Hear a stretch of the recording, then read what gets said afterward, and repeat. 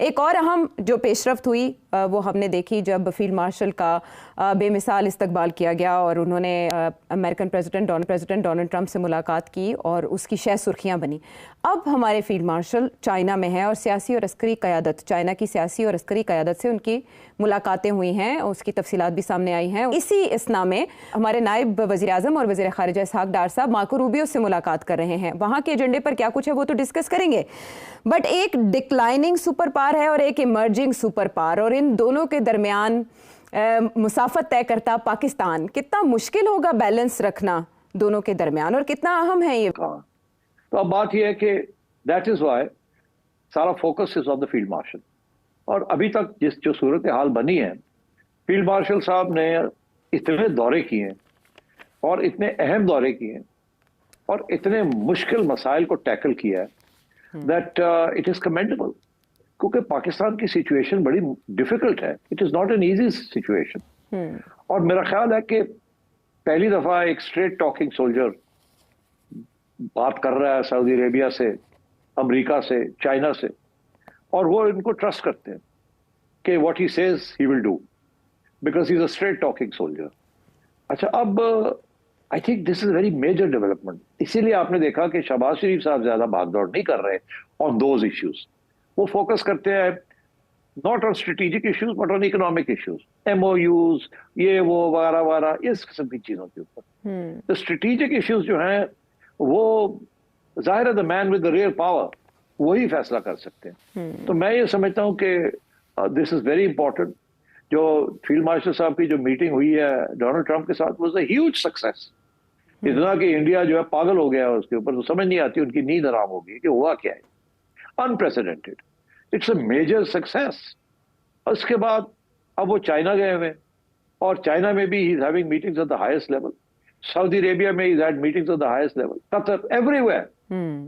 And I think let's admit this, बहुत कामयाबी हासिल हो रही है। ये पाकिस्तान इतनी मुश्किल सिचुएशन में है कि काफी बैलेंसिंग एक्ट करनी पड़ेगी, और मेरा ख्याल है वो बैलेंसिंग एक्ट होगी, कोशिश पूरी होगी, और I think there will be a major of success also.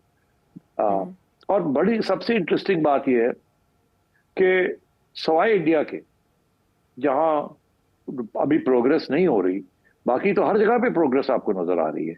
और हमारी गवर्नमेंट का मौकफ भी यही है कि we are ready to talk to India. अभी शहबाज शरीफ साहब के कितने बयान आए हैं कि we are ready to talk. यहाँ तक कि अब इसहाक डार साहब जो वहां पहुंचे हुए हैं वो भी यही एजेंडा लेके गए हैं कि इंडिया को, अमेरिका को कह रहे हैं इंडिया को समझाएं, we are ready to talk to India to resolve all issues. हम तो we are not interested in war, we are not interested in jihad, we are not interested in exporting jihad. तो India को कहें बैठे हमारे साथ, resolve करें issues. अच्छा, अब इंडिया आइसोलेट हो गया बहुत, इसलिए इंडिया जो है is in trouble because Donald Trump India को घास नहीं डाल रहा। इंडिया के अंदर एक पूरा इश्यू बन गया है ये कि अब हम करें क्या, जाएं और जाए कहाँ। तो इसलिए I think what you will see going forward is कि अगर हम बैलेंसिंग एक्ट करने लगे हैं तो इंडिया को भी बैलेंसिंग एक्ट करना पड़ेगा, and it will have to balance China and America. मगर इंडिया के लिए ज्यादा मुश्किल होगा। उसकी वजह यह है कि इंडिया क्वाड का हिस्सा है, जिसका मेन पर्पस ये है कि उसको खत्म किया जाए, अभी चाइना को अंडरमाइन किया जाए, चाइना की राइज को रोका जाए, चाइना को कन्फ्रंट किया जाए। और क्वाड जो है उसके अंदर इंडिया जो है, अगर चाइना के साथ उसने अपने तल्लुकात बनाने हैं तो फिर क्वाड के अंदर वो क्या करेगा। तो मैं समझता हूँ India is in a far more difficult position than us. हमने जो लिमिटेड वादे किए होंगे अमेरिका के साथ, I am sure we will be able to navigate those issues. हमारी जो friendship with China is not at stake. I think it's clear to the Americans that our strategic interest lies with China, and I think इसमें कोई छुपी भी बात नहीं है। इसीलिए मेरा ख्याल है इंडिया भी अब कोशिश कर रहा है कि चाइना के साथ भी स्टिच अप किया जाए। ये ना हो कि अमेरिका साथ ना दे और चाइना आपके खिलाफ खड़ा रहे, तो फिर इंडिया कहाँ जाएगा। साउथ एशिया के अंदर पहले ही वो आइसोलेटेड है।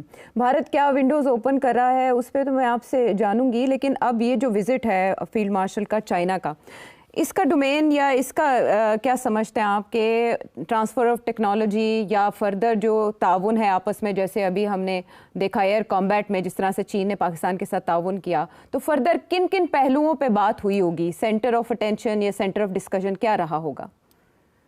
देखिए, गवर्नमेंट और चाइना तो ज्यादा खुल के बात नहीं करते, मगर बिहाइंड द सीन्स क्या बातें होती है मुझे भी नहीं पता। मगर मैं स्पेकुलेट तो कर सकता हूँ ना कि ये इश्यूज हैं, यकीनी तौर पे इन पे बात हुई होगी। अब क्या तय हुआ that I don't know, but जाहिर है अगर इतने क्लोज रिलेशनशिप है तो कोई अच्छी चीजें तय हुई होंगी ना।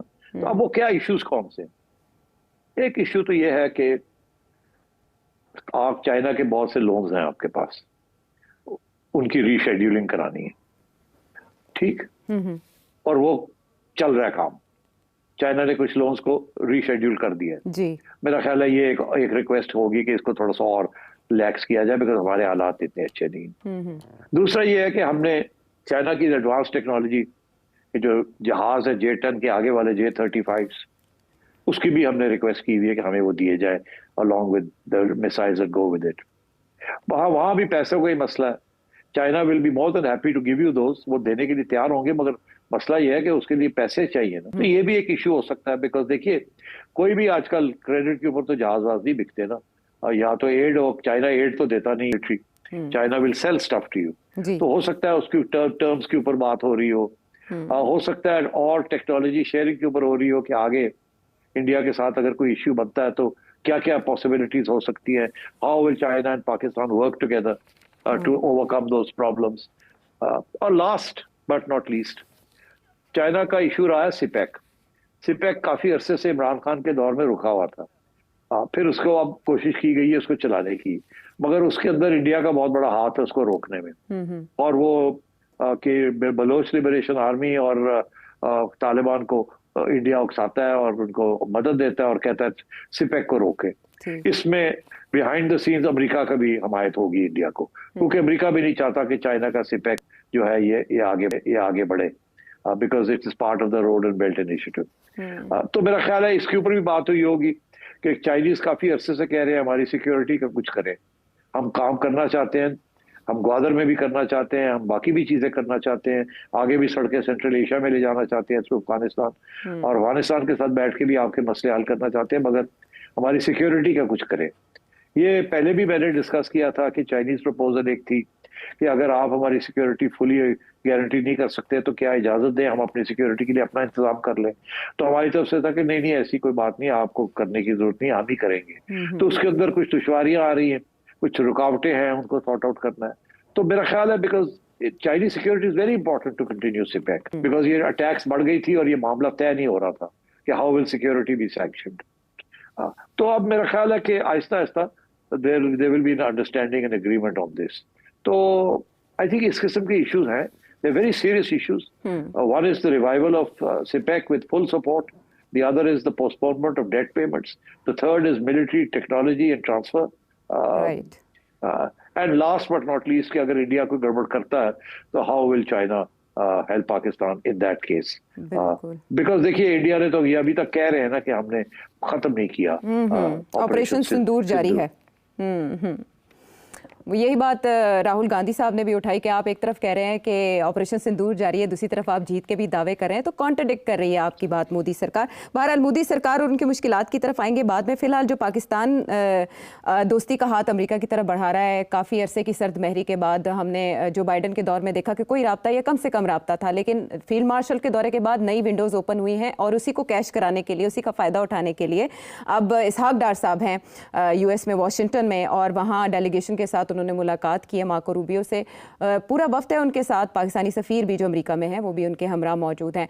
ये बताया जाता रहा कि एजेंडे पर क्या शामिल होगा, उसमें जम्मू कश्मीर भी होगा शामिल, बाकायदा अमरीकी वजारत ख़ारिजा की जानिब से ये बताया गया। और पाकिस्तानी वजारत ख़ारिजा ने भी इस बात की तस्दीक की कि जम्मू कश्मीर के अलावा इंडस वाटर ट्रीटी का मामला भी ज़ेर गौर आएगा। मुझे आपसे जानना है कि इलाकाई तनाज़ात पर मरकूज़ रहेगी ये मुलाकात भी, अकॉर्डिंग टू ग्लोबल मीडिया। क्या हो सकता है मुमकिना तौर पे बातचीत में, और इसहाक डार साहब क्या कमिटमेंट्स करके आएंगे?